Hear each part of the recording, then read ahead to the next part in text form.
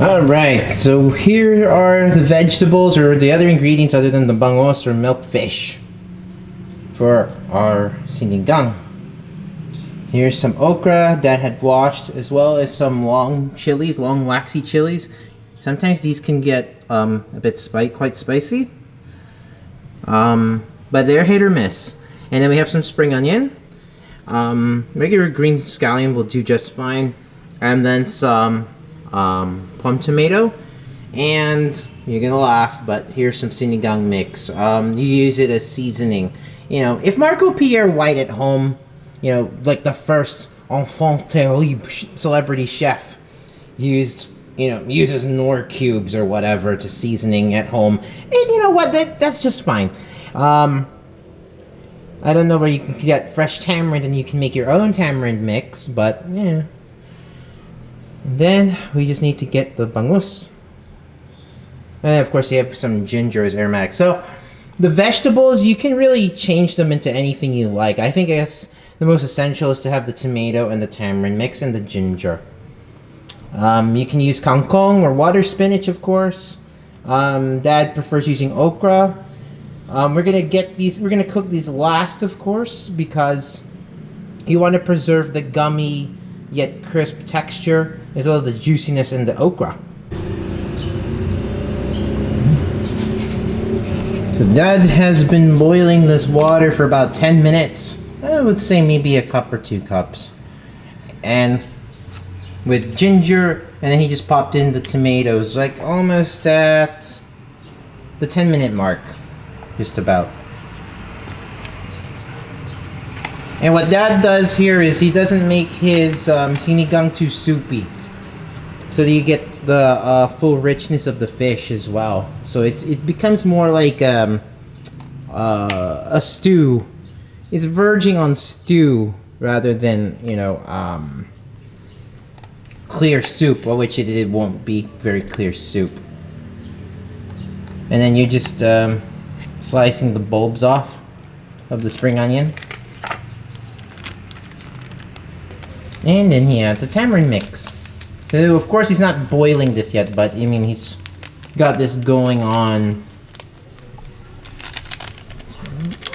low heat. And of course you want a gentle heat rather than it, being scalding boiling. Just clean up. Yes, an extra, you can add 1 tablespoon of fish sauce. I think that's optional, but of course it lends more taste. If you want salt, it's better. Yeah, Dad says it's better than using salt. And more well-rounded too, instead of using salt. You don't use the entire pack of sinigang seasoning, Dad? No, I just control my...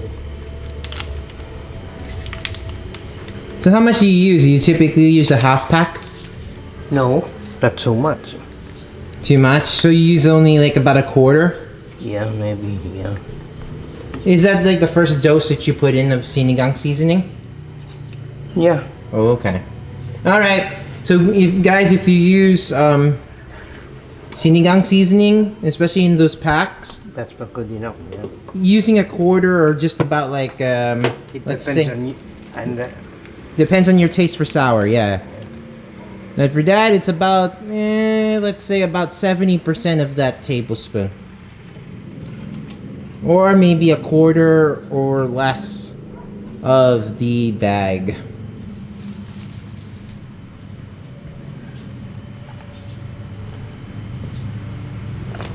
Okay, we're 15 minutes in. Dad has added the chili, or the long waxy green chili.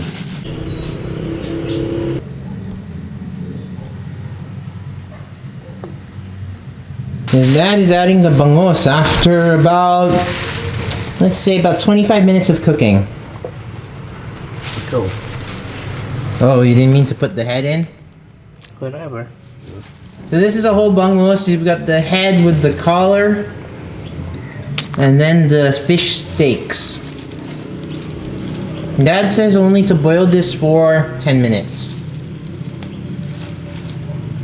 And the okra will go in last. Yeah. And you only cook it for about 1 minute then? For the Yeah, okra? maybe, yeah. Mm. Overcook it. So there you go. There's plenty of fish as you can see here. Now I guess I'll make a few notes about bangus. Also known as milkfish. So the reason why I think it's called milkfish is because, well, it kind of does taste like milk. And it does have like a smooth texture as if it had been bathed in milk. So it does leave like a little, I mean, like an aftertaste, like as if there's a little milkiness to it. And that's probably why it is. But the choice cuts for me are the belly, like where you see all that fat, or all that gray stuff, black stuff that's stuck to the bottom. That's the good stuff. And because we're quite close to Pangasinan, I believe that these bangus, or the milkfish, also come from Pangasinan, where the province is very famous for. From Dagupan. Oh, okay, they're from Dagupan. Dagupan is the provincial capital of Pangasinan. Yeah, and relatively close to the coast too. Or I think some of these are farmed, right, Dad? Yeah. Fish. Yeah. So some of these are farm fish. We've been to Pangasinan before and had bangus there. So I mean, it pretty much tastes just as it would over there, and you can get this in Ilocos Norte quite easily. And it's not very, it doesn't cost a whole lot either to get it, to procure it. So, you know, as far as fresh fish that are easily available and well priced, I think bangus or milkfish it's a very good, it's a very durable fish. You can fry it up. You know, a lot of people, they fillet them in halves and then, you know, fry them up. It's also very good grilled too. And then just as good in sinigang. So it's a very pliable fish, workable fish in any sort of dish that you were making.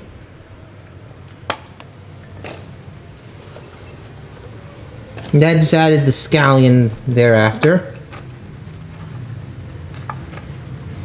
Now it's just gathering the okra to put it in later. So we have sabaw. What, it's a little, the sabaw's a bit thinner, Dad? Gonna be.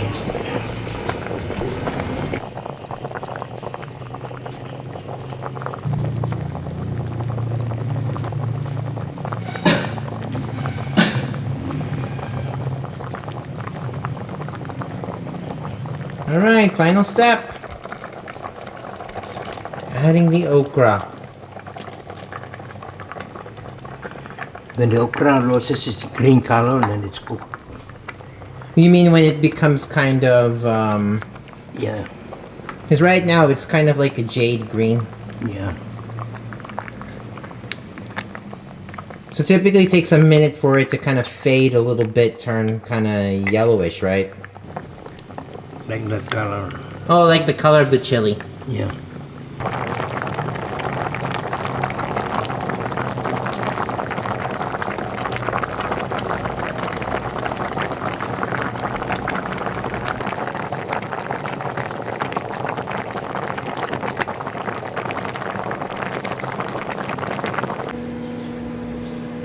I'll give you the belly.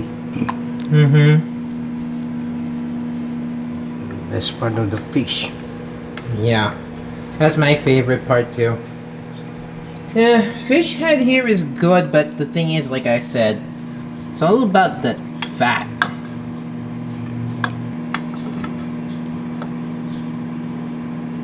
There you go. The ratio of sabaw to the meat, or the fish, you're not talking about something that's totally immersed in soup. So to me, it's almost as if it's a semi-stew consistency, or a very flavor-laden broth. That looks his take then.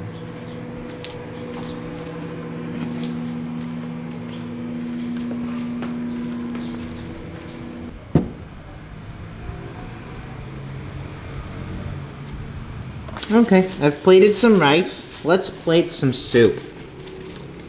Now, bangus or milkfish generally is not a very bony fish, but there's basically this vertebra here that extends down this way, and then there are these tiny bones that remind me of, let's say, you know how like stuffed animals, especially like stuffed bunnies, have like whiskers, and they're almost like the plasticky type of whiskers on those stuffed rabbits. I'm going on another tangent.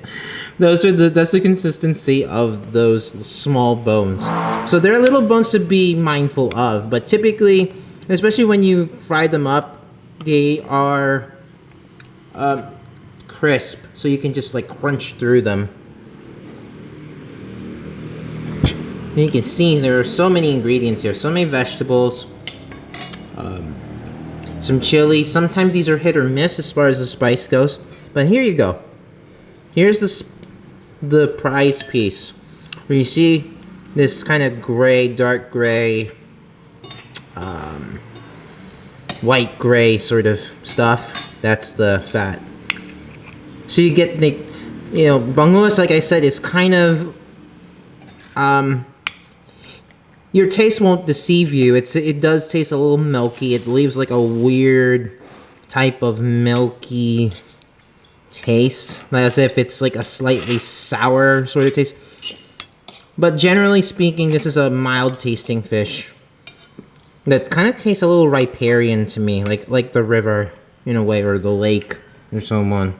Not so much like tilapia. Tilapia kind of tastes, it almost absorbs like lake water, and that's what it tastes like. But this one has a little more complex taste. Let's give that a try with the fish fats. First off, the fish flakes off easy. It's a bit dense, so there's body to the fish. It flakes off easy, as you can see. So like I was saying, in the belly, you gotta be mindful of some small bones that are a little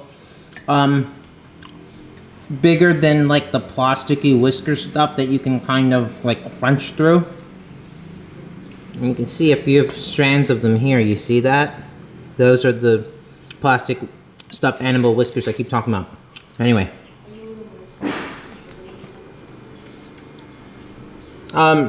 This fish is nice and smooth. It's a meaty fish. So you're not gonna get shortchanged eating bangus when it comes to the meat. Do some more of that fat. And that's the best part of the fish. Complements the meatiness really well, and is especially good on rice. Adds a type of unctuousness that you don't get. And it pairs well with the texture of rice. As for that okra, try that out.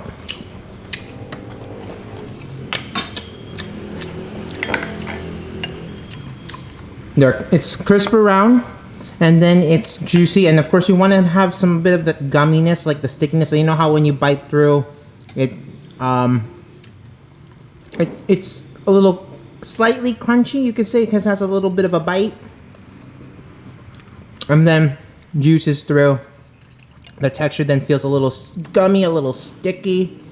But I gotta say, with okra, it's a healthy superfood. You should get more okra in your diet.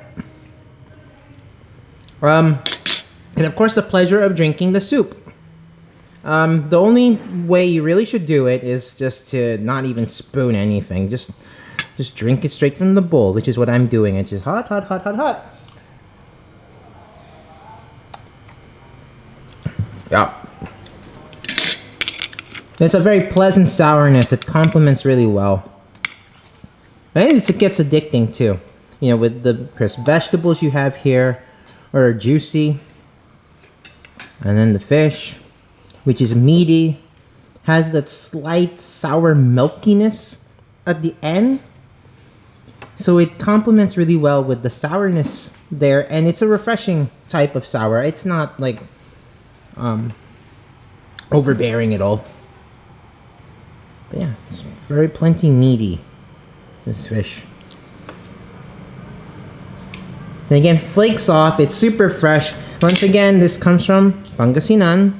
Very famous, the province that's very famous in the Philippines for top class milkfish. Yeah. And like I said, with the vegetables, you can use any kind you like. So a lot of people put kangkong or water spinach. I like the okra as a contrast to the meaty and then supple and the succulent type of fish with the fat. It's a good textural contrast as well. So let me try the chili out for you, see if it's the... No punch. It's Dad says no punch. Oh boy.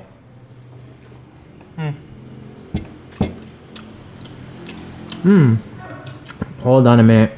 Sometimes you never know. But, oh, it was teasing. It's got that nice vegetal sweetness. Sometimes when it opens up with that, when you bite into it, it teases you into thinking that it's gonna open up with a bit of piquancy or spiciness. It does not, unfortunately. And Dad added just 5 in here. So if you like your spicy, go ahead. Don't overdo it. Just accentuate that sour a bit. It goes really nice as well if you prefer that way. And of course, you can make sinigang out of shrimp. You can do it out of pork. But I think with bangus, it's a great... I personally prefer it with this. And then, if you have any heavy dishes on as well, and of course, if you go to a Filipino party, there's plenty of dishes that you try. I always think sinigang is such a good complement, especially with fish, to whatever's being served, especially if it's rich and hearty and meaty.